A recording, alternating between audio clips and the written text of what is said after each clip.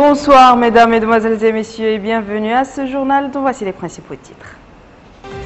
Les présidents des deux chambres du Parlement reçoivent une délégation turque avec laquelle ils discutent des relations parlementaires entre les deux pays.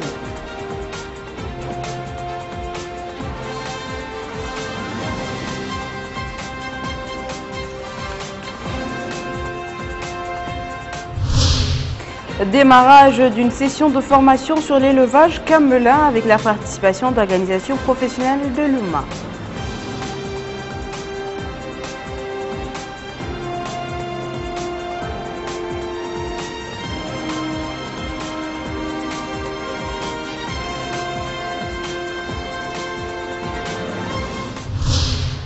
Kerry loue les réponses des autorités syriennes par rapport au dossier des armes chimiques.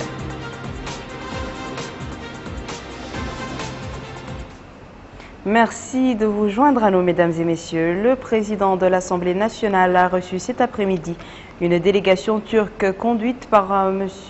Fatih Şahin, député au Parlement turc, membre du groupe d'amitié parlementaire mauritano-turc. La visite de cette délégation vise à renforcer les relations bilatérales et développer la coopération entre les deux pays.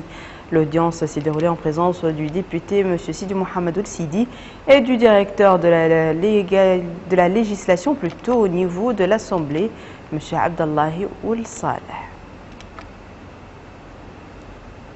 Le président du Sénat, M. Mohamed El-Hassan El-Haj, a reçu cet après-midi une délégation turque conduite par l'ambassadeur turc accrédité dans notre pays, M. Moussa Koulaklikaya. Les deux parties ont abordé plutôt au cours de cette audience à laquelle ils ont pris part des élus des deux chambres les relations bilatérales et les moyens propres à les développer dans tous les domaines. Nos pèlerins poursuivent leur séjour à Médine dans de bonnes conditions et s'apprêtent à quitter la ville du prophète, paix et salut sur lui, mercredi prochain à destination de la Mecque où ils entameront le devoir du Hajj. À noter qu'au cours de leur séjour à Médine, les membres de la mission officielle conduite par le ministre des Affaires islamiques et de l'enseignement originel, accompagnant les pèlerins mauritaniens, ont donné des conférences sur les règles régissant le Hajj, ses conditions, ses obligations et la façon devant être suivie pour son accomplissement. Il est à noter aussi que la mission médicale leur prodigue soins et conseils. La capitale a abrité aujourd'hui les travaux d'un atelier maghrébin sur l'élevage camelin organisé par le ministère du Développement rural en collaboration avec la FAO au profit de plusieurs organisations professionnelles des États du Maghreb arabe. Compte rendu de Salm Jboursel. La rencontre vise à renforcer les capacités managériales et techniques des pays de la sous-région dans l'élevage des camélidés. Le dromadaire dont il est essentiellement question est l'une des rares espèces domestiques adaptées à l'environnement hostile des zones arides. Ses productions, les viandes, les laines et son utilisation pour le transport ont permis aux populations des zones désertiques de l'Afrique du Nord de s'adapter aux rigueurs du climat et de vivre des maigres ressources qu'offre le milieu naturel. En dépit d'une telle réalité, la filière est restée longtemps loin des regards des scientifiques et des chercheurs. C'est pourquoi l'Agence des Nations Unies pour l'alimentation et l'agriculture FAO a initié une nouvelle stratégie de nature à susciter plus d'intérêt chez les décideurs politiques et les scientifiques. C'est dans ce cadre que s'insère l'organisation de la présente réunion. Réunion ouverte par le secrétaire général du ministère du Développement rural. M. Mohamed Ould Aïda devait souligner l'importance du séminaire et les enjeux de la politique du gouvernement dans le domaine de la promotion des ressources animales, notamment la filière des camélidés. Une filière appelée à se développer selon le président du groupement national des associations agro-pastorales, GNAP, Hassan Ould-Taleb, et Mme Mariam Mahamat Nour, représentante de la FAO en Mauritanie. Les sous-secteurs camélins jouent un rôle socio-économique important dans les régions arides puisqu'ils participent à l'amélioration des revenus des éleveurs et contribuent à la sécurité alimentaire.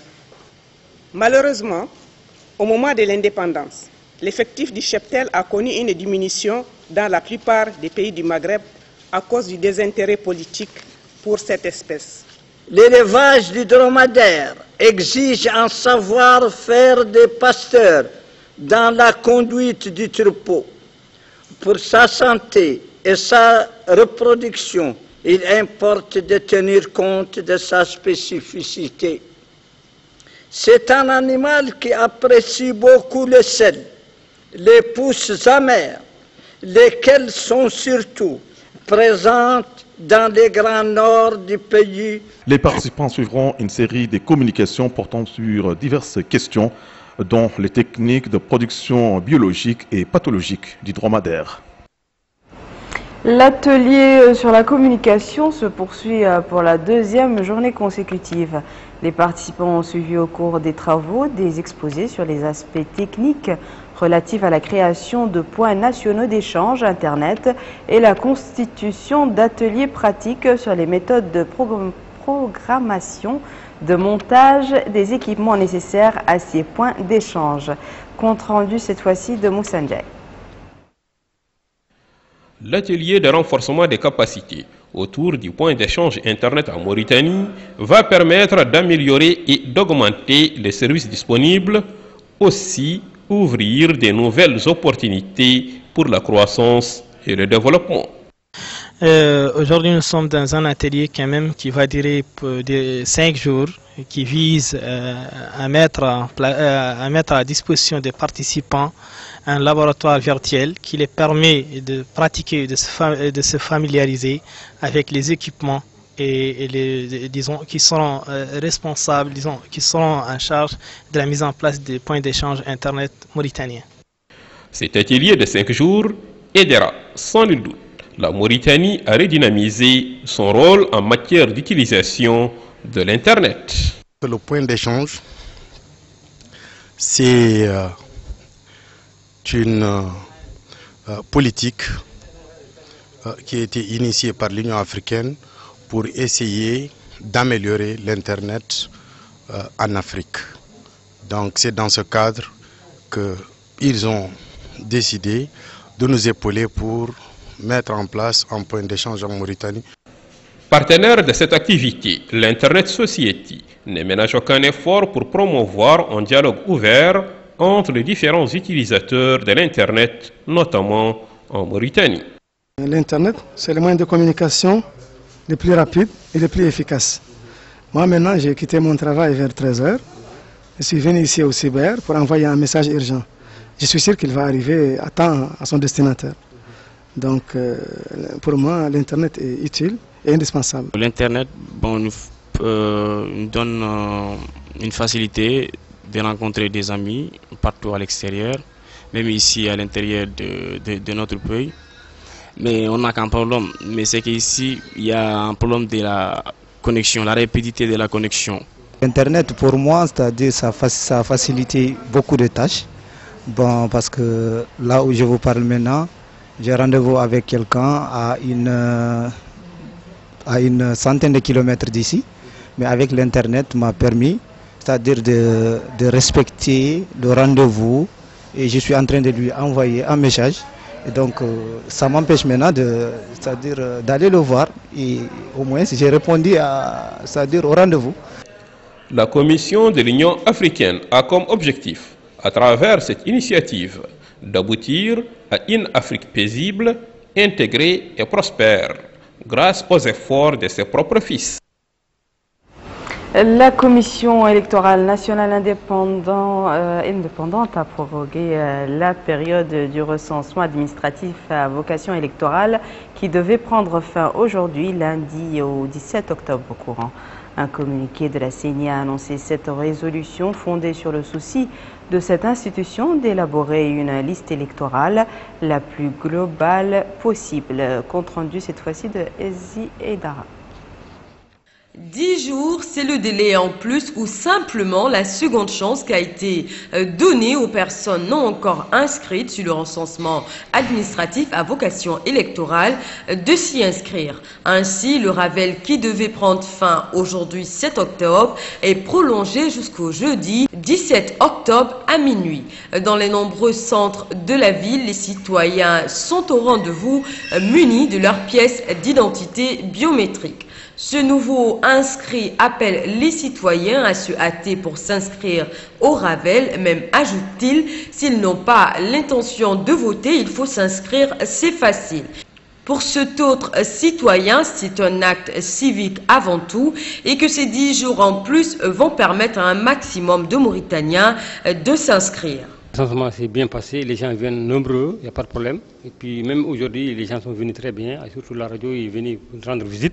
Notre travail s'est très bien passé. Même son de cloche pour la responsable de ce centre qui a profité de notre micro pour lancer un appel aux citoyens à venir s'inscrire. C'est juste 10 minutes, a-t-elle ajouté.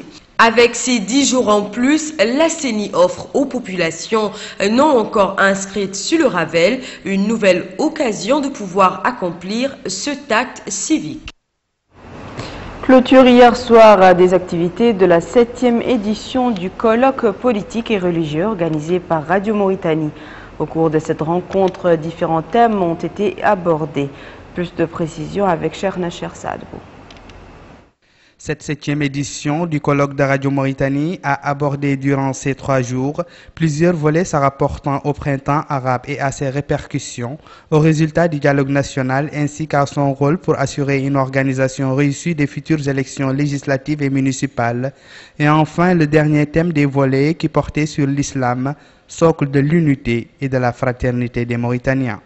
Un thème qui a été débattu et entretenu par un parterre d'oulémas et d'érudits mauritaniens mandatés par Radio Mauritanie à cette fin. Une occasion pour le directeur général de Radio Mauritanie, Mohamed Cheikh Ould-Sidi Mohamed, de mettre en exergue la vision islamique qui se focalise sur le noyau, à savoir l'action religieuse fidèle, qui a rendu l'islam universel applicable à tout temps, tout lieu et à toute nation. Les oulémas participants ont axé leur intervention sur l'essence islamique et les conduites qui ne font pas de distinction entre les races et les couleurs, qui ont déculpabilisé cette sainte religion de la discrimination et de ses corollaires destructeurs. Des vertus qui ont sans nul doute permis à la nation mauritanienne à travers l'histoire de coexister pacifiquement dans la concorde et la fraternité, partant de ses valeurs islamiques. La Mouraqa'a d'Elmina a abrité ce matin la distribution de quantités de produits alimentaires, de couvertures et de moustiquaires imprégnés à quelques 100 familles sinistrées après les dernières pluies. L'Association mauritanienne pour l'enseignement et le développement, en collaboration avec la Commission pour le continent africain de l'Association pour la valorisation du patrimoine islamique de l'État du Koweït, ont effectué cette distribution.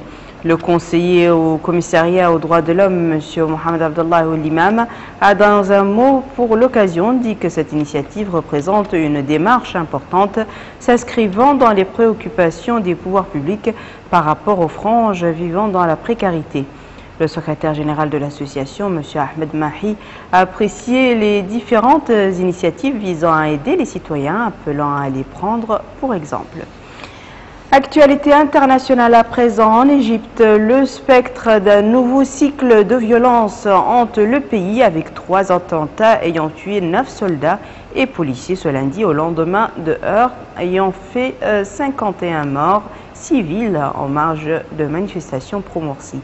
Car en dépit d'une répression implacable dont ils sont la cible, dans la rue, les partisans du président Morsi ont juré d'intensifier leurs manifestations contre ce coup d'État. Après une trêve relative dans les dispersions extrêmement sanglantes de leur rassemblement, cette nouvelle bataille suivie des attentats d'aujourd'hui fait redouter non seulement une spirale de vengeance de la part de groupes radicaux, mais aussi un enlisement dans la crise économique au moment où les pays occidentaux commencent à autoriser de nouveau les tours opérateurs à proposer l'Égypte à leurs clients. En Guinée, l'opposition a réitéré ce lundi sa demande d'annulation pure et simple des législatives du 28 septembre, dénonçant des fraudes massives et appelant ses partisans à rester plutôt en alerte dans la perspective d'éventuelles manifestations.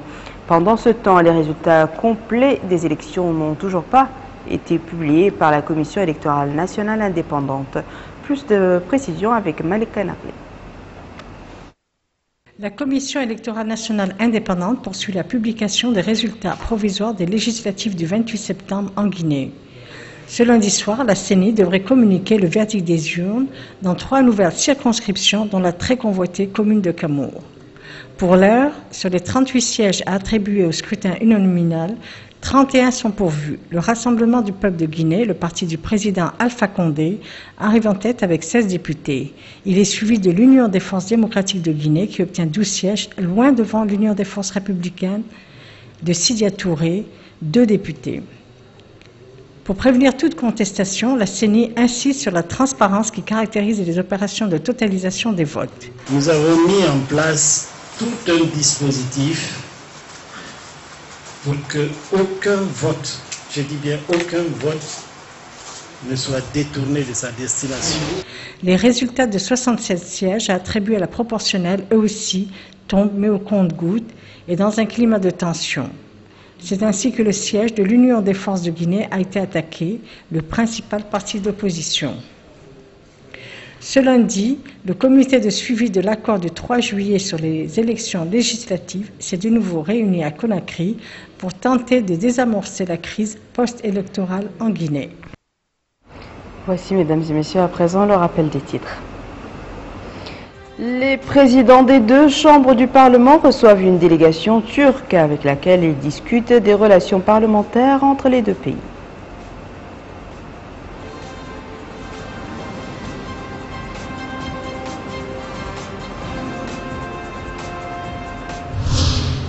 Démarrage d'une session de formation sur l'élevage camelin avec la participation d'organisations professionnelles de l'OUMA.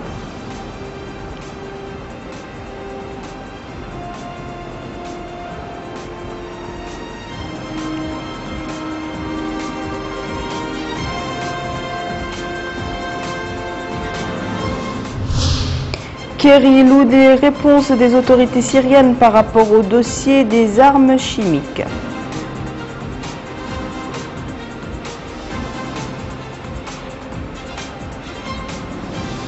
C'est la fin de ce journal, mesdames et messieurs. Merci à vous de nous avoir suivis. Merci de votre fidélité et à très bientôt, Inch'Allah.